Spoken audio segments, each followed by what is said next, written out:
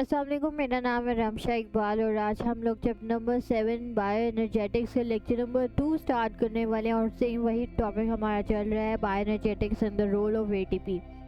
Last time हम लोगों ने बायो एनर्जेटिक्स का इंट्रोडक्शन देखा था कि बायो एनर्जेटिक्स क्या होता है, जिसमें हमारे पास हम लोग स्टडी करते हैं एनर्जी की कन्वर्जन्स या एनर्जी की ट्रांसफॉर्मेशंस और उसका कुछ रिलेशनशिप्स वगैरह एनर्जी के। ठीक है, हम लोगों ने last time oxidation reduction reactions का देखा था कि ये कौन से रिएक्शंस होते हैं जिन्हें रिडॉक्स रिएक्शंस कहते हैं, जिसमें हमारे पास ऑक्सीडेशन में लॉस ऑफ इलेक्ट्रॉन्स होती है, रिडक्शन में गेन ऑफ इलेक्ट्रॉन्स होती है, ऑक्सीडेशन में गेन ऑफ ऑक्सीजन होती है और रिडक्शन में लॉस ऑफ ऑक्सीजन होती है और ऑक्सीडेशन में क्या होती है, लॉस ऑफ हाइड्रोजन होती है और रिडक्शन में गेन ऑफ हाइड्रोजन होती है। ठीक है, वो किस तरह से होती है और वो भी हम लोगों ने डिटेल से देख लिया था।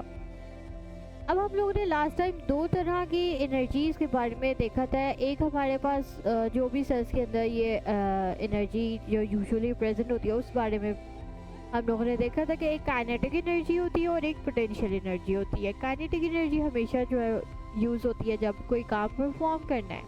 ठीक है, पोटेंशियल एनर्जी यूजुअली बॉन्ड्स के अंदर प्रेजेंट होती है। ठीक है, लास्ट टाइम हम लोगों ने एटीपी के बारे में भी थोड़ा सा देखा था कि कभी कभार पोटेंशियल एनर्जी इनके बॉन्ड्स के अंदर भी स्टोर हो जाती है, लेकिन बाद में भी ये जब ब्रेक हो जाते हैं तो ये ब्रेक होती है तो ये रिलीज होती है एज अ काइनेटिक एनर्जी। ठीक है, आज हम लोग एटीपी को देखते हैं कि एटीपी क्या चीज़ है। इसको हम लोग सेल्स एनर्जी करेंसी कहते हैं।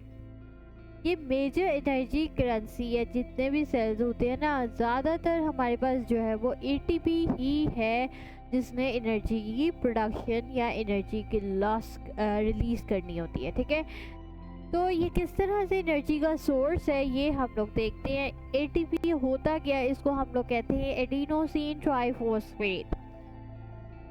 अब एडिनोसिन क्या है, ट्राई क्यों कह रहे हैं, फॉस्फेट क्या चीज़ है। ठीक है, ये हम लोग अभी इसी लेक्चर में पूरी डिटेल से पूरा इसका स्ट्रक्चर और देखते हैं कि किस तरह से एनर्जी ये रिलीज करता है या यूज़ करता है। ठीक है, अच्छा, अब एडिनोसिन ट्राइफॉस्फेट को मेन एनर्जी सोर्स कहा जाता है। जितने भी मेजॉरिटी ऑफ फंक्शंस के में जो है वो एनर्जी सोर्स जो है वो जो यूज़ होता है वो एटीपी ही होती है। ठीक है, तो एटीपी हमारे पास कहाँ कहाँ पे किन किन फंक्शंस में इसका मेन रोल है, उसमें हमारे पास सिंथेसिस आ जाती है मैक्रोमोलिक्यूल्स की।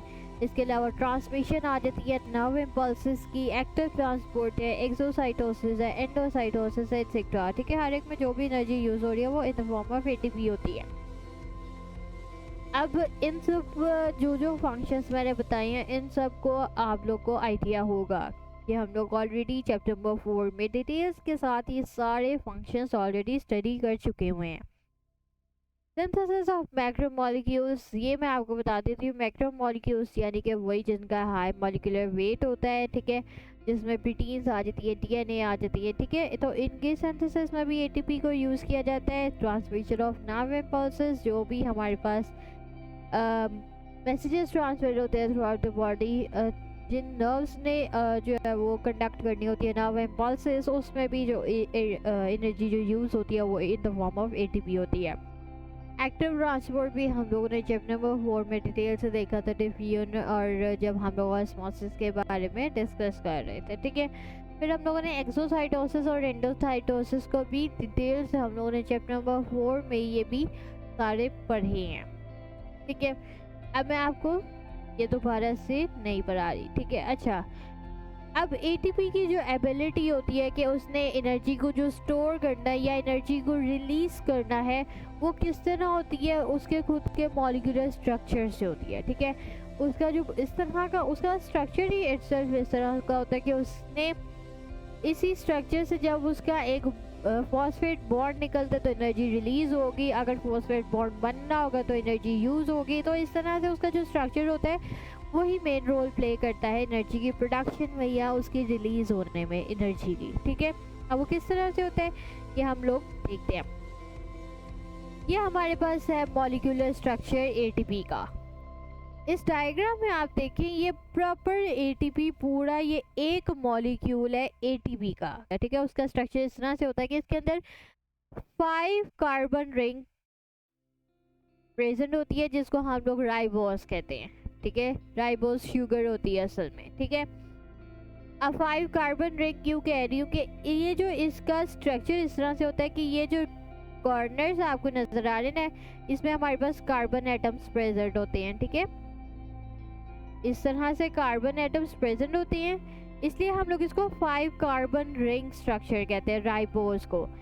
सेंटर में हमारे पास हाइड्रोजन बॉन्ड्स प्रेजेंट हुए होते हैं, इस तरह से इनका स्ट्रक्चर होता है, ठीक है।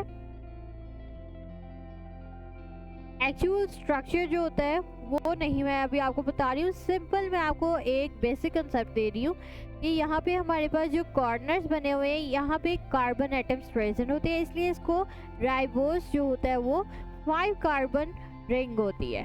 इसका स्ट्रक्चर ऐसा होता है। रिंग इसलिए कि ये इसके सारे एंड्स क्लोज हैं, ओपन कोई एंड नहीं है, ठीक है। इसलिए ये आप केमिस्ट्री में भी डिटेल के साथ पढ़ेंगे, ठीक है।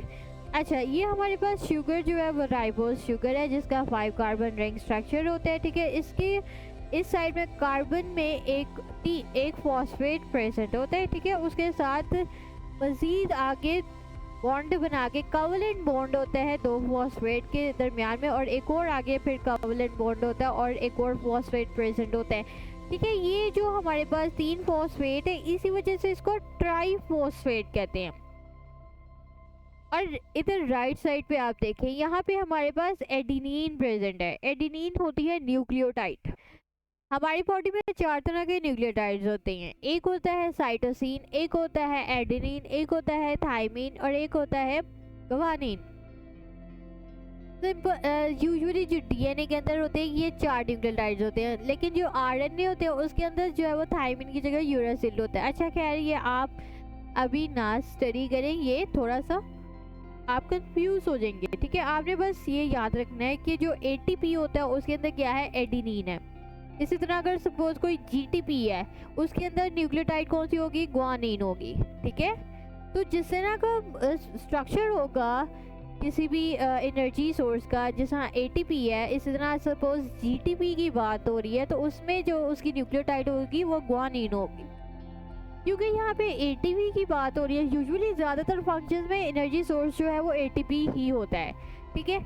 यहाँ पे एटीपी है तो इसके जो स्ट्रक्चर होता है इसके अंदर न्यूक्लियोटाइड होती है एडिनिन, ठीक है। तो इस कार्बन के साथ यहाँ पे क्या होती है, ये जो इसका सेकंड कार्बन होता है ये 1 2 3 4 5, ठीक है। ये जो इसका सेकंड कार्बन होता है यहाँ पे क्या होती है, एडेनिन प्रेजेंट होती है। और कार्बन नंबर 5 में क्या है, 3 फॉस्फेट प्रेजेंट है। मुझे एक्चुअल इनका सीक्वेंस याद नहीं है, ये आप नेट से बेशक देख लीजिएगा, क्योंकि अभी हम ये इस बारे में स्ट्रक्चर के बारे में ज़्यादा डिटेल से नहीं पढ़ रहे। अभी हम लोग सिर्फ बेसिक कंसेप्ट देख रहे हैं, ये एटीपी का खुद का स्ट्रक्चर कैसा होता है। सबसे पहले यहाँ पे क्या होता है, राइबोस होती है शुगर, ठीक है। यहाँ पे हमारे पास 3 फॉस्फेट प्रेजेंट होते हैं और यहाँ पे हमारे पास जो भी न्यूक्लियोटाइड अटैच हुई होगी उसके मुताबिक उसका स्ट्रक्चर होगा, ठीक है। एटीपी की बात है तो यहाँ पे एडेनिन है। अब सपोज कि एक स्ट्रक्चर है, एटीपी की बात नहीं हो रही, सिंपल यहाँ पे बताया हुआ है, यहाँ तक अगर स्ट्रक्चर है कोई फॉस्फेट अटैच नहीं हुआ हुआ, यहाँ पे हमारे पास राइबोस है और एडेनिन है, इतने से स्ट्रक्चर को हम कहेंगे एडिनोसिन। राइबोस और एडेनिन को मिला के क्या बनेगी, एडिनोसिन, ठीक है। सपोज कि यहाँ पे ग्वानिन है तो राइबोस और ग्वानिन क्या होगी, ग्वानोसिन, ठीक है। तो हर एक का स्ट्रक्चर उसके हिसाब से होता है कि उसके स्ट्रक्चर में क्या कुछ प्रेजेंट है। इसके साथ सपोज कि अब सिर्फ एक फॉस्फेट अटैच है, बाकी के 2 फॉस्फेट अटैच नहीं है, तो ये होगी एडिनोसिन मोनोफॉस्फेट। एडिनोसिन यही वाला, एक फॉस्फेट आया मोनो का मतलब होता है 1, मोनोफॉस्फेट। अब सपोज एक और फॉस्फेट अटैच हो गया, अब क्या होगा, एडिनोसिन डाइफॉस्फेट, 2 हो गई है ना फॉस्फेट, इस तरह से ये क्या बन जाएगा, एडिनोसिन डाइफॉस्फेट, ठीक है। अगर तीनों फॉस्फेट्स अटैच होंगी तो ये बन जाएगा एडिनोसिन ट्राइफॉस्फेट, जो कि हमारे पास एटीपी है, और ये हमारे पास होती है एडीपी। मैं यहाँ पे आपको लिख देती हूँ असल में ये क्या कुछ होते हैं। ये हमारे पास बन गया ATP, 3 फॉस्फेट है। यहाँ पे हमारे पास 2 फॉस्फेट है, ये हुआ ADP। यहाँ पे हमारे पास 1 फॉस्फेट है, ये है AMP, मोनोफॉस्फेट। ठीक है, ये मैंने यहाँ पे इसलिए लिखे हैं क्योंकि अभी मैं आपको आगे बताती हूँ किस तरह से ये एनर्जी रिलीज या प्रोड्यूस करते हैं। अच्छा, अब आपने स्ट्रक्चर देख लिया है ATP का। इसके अंदर हम लोगों ने 3 सब यूनिट्स देखे हैं। एक हमारे पास है एडिनिन, जो कि डबल रिंग नाइट्रोजनस बेस है। नाइट्रोजनस बेस यानी कि वही न्यूक्लियोटाइड को कहते हैं। ठीक है, नाइट्रोजनस बेसिस हमारे अंदर जो है वो 4 होती है, ग्वानिन, एडिनिन, थायमिन और साइटोसिन। ठीक है, तो ये हमारे पास नाइट्रोजनस बेस है। अच्छा, एक हमारे पास न्यूक्लियोसाइड होता है, एक हमारे पास न्यूक्लियोटाइड होता है। अभी मैं आपको इस बारे में कोई डिटेल नहीं बता रही क्योंकि आप लोग कंफ्यूज हो जाएंगे। सिंपल आपने ये याद रखना है कि ATP में कौन सी नाइट्रोजनस बेस होती है, एडिनिन होती है। ठीक है, नाम से पता लग जाएगा एडिनिन है। अच्छा, डबल रिंग नाइट्रोजनस बेस क्यों का, डबल रिंग क्यों है? एक ये रिंग है हमारे पास एडिनिन की और एक ये रिंग है। ठीक है, इसलिए इसको 2 रिंग्स कहा गया है। ठीक है, और इसमें भी हमारे पास आगे फर्दर मैं आपको बताऊंगा अगर, तो नाइट्रोजनस बेसिस 2 तरह की होती है। एक होती है प्योरीन्स, एक होती है पायरिमिडीन्स। प्योरीन्स वो होती हैं जिनके अंदर डबल रिंग होती है, पायरिमिडीन्स वो होती है जिनके अंदर सिंगल रिंग होता है। तो मैं अभी आपको ये भी नहीं पढ़ा रही, ये बहुत लेंथी टॉपिक है, सिर्फ मैं अभी आपको बेसिक पढ़ा रही हूँ। ठीक है, अच्छा, सेंटर में हम लोगों ने देखा है राइबोस, जो कि 5 कार्बन शुगर है क्योंकि इसके एंड्स में ये सारे क्या है, कार्बन एटम्स प्रेजेंट होते हैं। ठीक है, तीसरी चीज हम लोगों ने इसके अंदर क्या देखी है, 3 फॉस्फेट ग्रुप्स जो कि एक लीनियर चेन बना रहे हैं। यानी कि लीनियर चेन का मतलब ये है कि जिस तरह से ये फॉस्फेट है, ये फॉस्फेट है और ये फॉस्फेट है, यानी कि ये एक लीनियर फॉर्म है। हम लोगों ने ऐसे तो नहीं ना देखा कि ये एक फॉस्फेट है, ये एक फॉस्फेट है और ये ऐसे फॉस्फेट है। ये हो जाएगी ब्रांच्ड चेन, यानी कि इसके अंदर एक ब्रांच आ गई है। क्योंकि यहाँ पे हमारे पास लीनियर है, इसलिए हम लोग इसको कह रहे हैं कि फॉस्फेट की क्या है, लीनियर चेन है और ब्रांच्ड नहीं है। ठीक है, ये आप सब लोग केमिस्ट्री में डिटेल के साथ पढ़ेंगे। अच्छा, कोवलेंट बॉन्ड हमने देखा है कि ये फॉस्फेट के दरमियान, जो हम लोगों ने इस तरह से देखा था ना कि फॉस्फेट का ग्रुप है, इसके साथ ऐसे फॉस्फेट का ग्रुप है, फिर एक ऐसे फॉस्फेट का ग्रुप। ये जो सेंटर में ये है हमारे पास प्रेजेंट है, इसको हम लोग कहते हैं कोवलेंट बॉन्ड। ठीक है, ये असल में हमारे पास क्या है कि 2 फॉस्फेट्स ने आपस में किस तरह से उनकी बॉन्डिंग हुई हुई है, कोवलेंट बॉन्डिंग हुई हुई है। ये भी हमारे पास डिफरेंट किस्म की बॉन्डिंग होती है, आयनिक बॉन्ड है, कोवलेंट बॉन्ड है, हाइड्रोजन बॉन्ड है। ये भी सारा कुछ आप डिटेल से केमिस्ट्री में पढ़ेंगे, मैं आपको नहीं बता रही। ठीक है, कोवलेंट बॉन्डिंग में ये होता है कि दोनों एटम्स शेयरिंग करते हैं फॉस्फेट इलेक्ट्रॉन्स की जो शेयरिंग वगैरह करते हैं ना, वो इक्वली करते हैं। ठीक है, इसलिए इसको कोवलेंट बॉन्ड कहते हैं।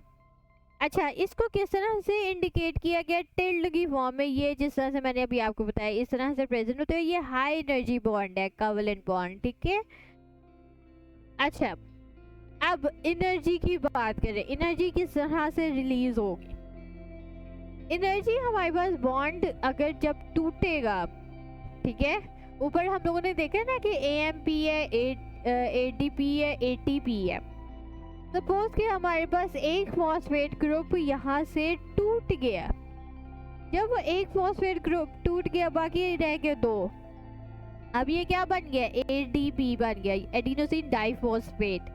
जब ये बॉन्ड टूटेगा तो वहाँ पे क्या होगी, इनऑर्गेनिक फॉस्फेट सेपरेट हो गई, यानी कि फॉस्फेट वहाँ से एक बॉन्ड अलग हो गया और वहाँ पे जो ब्रेकिंग हुई है फॉस्फेट बॉन्ड की, वो रिलीज करेगी एनर्जी को। और वो कितनी रिलीज करेगी, 7.3 किलो कैलोरीज पर मोल ऑफ ATP। यानी कि 1 मोल है हमारे पास ATP का, यानी कि 1 मॉलिक्यूल है ATP का, उसके अंदर से एक इनऑर्गेनिक फॉस्फेट अलग हो गया।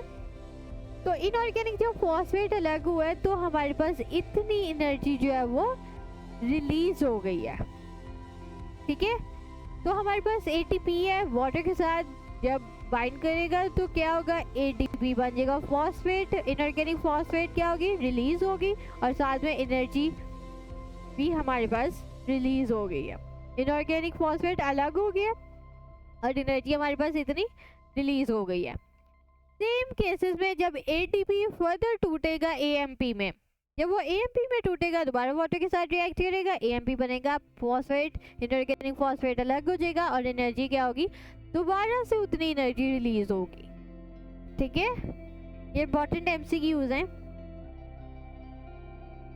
अच्छा, एनर्जी रिलीज का तो अब आपने देख लिया। अब एनर्जी यूज भी करता है किस तरह से, सेल क्या करता है, कॉन्स्टेंटली रिसाइकिल करता रहता है। यानी कि सपोज एक मॉलिक्यूल टूट रहा है तो दूसरी तरफ से एटीपी दोबारा सिंथेसाइज भी होगा। जब एटीपी दोबारा सिंथेसाइज होगा एएमपी से, सपोज एक एएमपी है उसके साथ एक फॉस्फेट मॉलिक्यूल है, अब एक और मॉलिक्यूल ने आके अटैच होना है। जब वो आके अटैच करेगा तो इतनी ही एनर्जी 7.3 किलो कैलोरीज पर मोल वाली एनर्जी वो यूज करेगा। जब ब्रेकिंग करनी थी तब रिलीज करनी थी, जब प्रोडक्शन होगी तो उसने यूज करनी है एनर्जी को। ये हम लोगों ने कैटाबॉलिज्म और एनाबॉलिज्म में भी हम लोगों ने ये कंसेप्ट देखा था। ठीक है, अब ये वाली एनर्जी कहाँ से आएगी, ये वाली एनर्जी आएगी फूड स्टफ की जो ऑक्सीडेशन हुई होगी वहाँ से ये एनर्जी आएगी। और ऑक्सीडेशन आपको पता है किस तरह होती है, लॉस ऑफ इलेक्ट्रॉन होती है। जब लॉस ऑफ इलेक्ट्रॉन्स होगी तो वहाँ से एनर्जी रिलीज होगी और यहाँ पे एनर्जी यूज हो जाएगी। ठीक है, इस तरह से एटीपी क्या करता है, ट्रांसफर करता है एनर्जी को बिटवीन मेटाबॉलिक रिएक्शंस। ठीक है, होप सो अब आपको समझ आ गई होगी। हम बहुत छोटा छोटा करके जो है वो कवर कर रहे हैं हर टॉपिक को। अब मैं आपको बुक से बताती हूँ। यहाँ से आज हम लोगों ने स्टार्ट किया है। ठीक है, यहाँ पे एटीपी हम लोगों ने देखा है, एडिनोसिन ट्राइफॉस्फेट क्या होता है। ठीक है, ये इम्पॉर्टेंट एमसीक्यू है, शॉर्ट क्वेश्चन भी है। ठीक है, इसके बाद हम लोगों ने इसमें जो इसके कंपोनेंट स्टडी किए हैं कि इसके अंदर क्या क्या प्रेजेंट होता है, ये बहुत ज़्यादा इम्पॉर्टेंट शॉर्ट क्वेश्चन है। ठीक है, उसके बाद इसमें सब यूनिट्स कौन कौन से होते हैं, वही सब यूनिट है जिस तरह से, सॉरी ये पैराग्राफ यहाँ पे रिपीट हुआ है तो आप इसको छोड़ दें। अच्छा, यहाँ पे हम लोगों ने देखे कि कोवलेंट बॉन्ड प्रेजेंट हुआ होता है फॉस्फेट के दरमियान, फॉस्फेट ग्रुप्स के दरमियान में। ठीक है, ये इंपॉर्टेंट शॉर्ट क्वेश्चन है। इसके अलावा एमसीक्यू भी आ सकता है कि कौन सा बॉन्ड प्रेजेंट है। एनर्जी जब हमारे पास रिलीज होती है वो कितनी होती है, पर मोल ऑफ एटीपी। ठीक है, अगर सपोज पेपर में कोई एमसीक्यू आया है कि 2 मोल्स हमारे पास एटीपी के, तो फिर इसका डबल हमारे पास एनर्जी रिलीज होगी क्योंकि 2 मोल्स की बात हुई है। ठीक है, ये अपना कंसेप्ट आपने क्लियर रखना है। अच्छा, उसके बाद जब दोबारा से हमारे पास एटीपी की सिंथेसिस होगी तो तब एनर्जी क्या होगी, यूज होगी। तो इस तरह से ये हम लोगों ने देख लिया, ये वाली ये दोबारा से एनर्जी क्या हो जाएगी, यूज हो जाएगी। अच्छा, इस तरह से ये क्या कहते हैं, एनर्जी को जो है वो ट्रांसफर करते हैं जितने भी मेटाबॉलिक रिएक्शंस अकर होते हैं। Because ATP plays a central role as energy currency in all organisms, it must have appeared in the early history of life. ठीक है, ये तो जनरल वैसे इंफॉर्मेशन दी हुई है कि ज़रूर ATP बहुत देर पहले ही जो है वो ये बन चुकी हुई है, जिसकी वजह से हर प्रोसेस में जो है वो एनर्जी सोर्स जो है वो ATP ही है। ठीक है, अगर आपको वीडियो पसंद आई है तो लाइक करें, शेयर करें, सब्सक्राइब करें। और ये जो हम लोगों ने टॉपिक पूरा पढ़ा है ऑक्सीडेशन, रिडक्शन, रिएक्शंस और एटीपी का, ये इंपॉर्टेंट लॉन्ग क्वेश्चन भी है, लॉन्ग क्वेश्चन आ सकते हैं, लेकिन ज़्यादा इंपॉर्टेंट ये शॉर्ट क्वेश्चंस हैं। ठीक है, तो अगर आपको वीडियो पसंद आई है तो लाइक कर दें। इसके अलावा जिस चीज़ की समझ नहीं आई तो नीचे कमेंट्स में पूछें, लिंक आपको नोट्स के डिस्क्रिप्शन में मिल जाएगा। साथ में एक और लिंक दिया हुआ जो कि एक प्रोडक्ट स्टोर है, आप वहाँ पे जाएँ, कोई चीज़ बाय करना चाहते हैं तो कर सकते हैं। तो आज के लिए इतना ही, अल्लाह हाफिज़।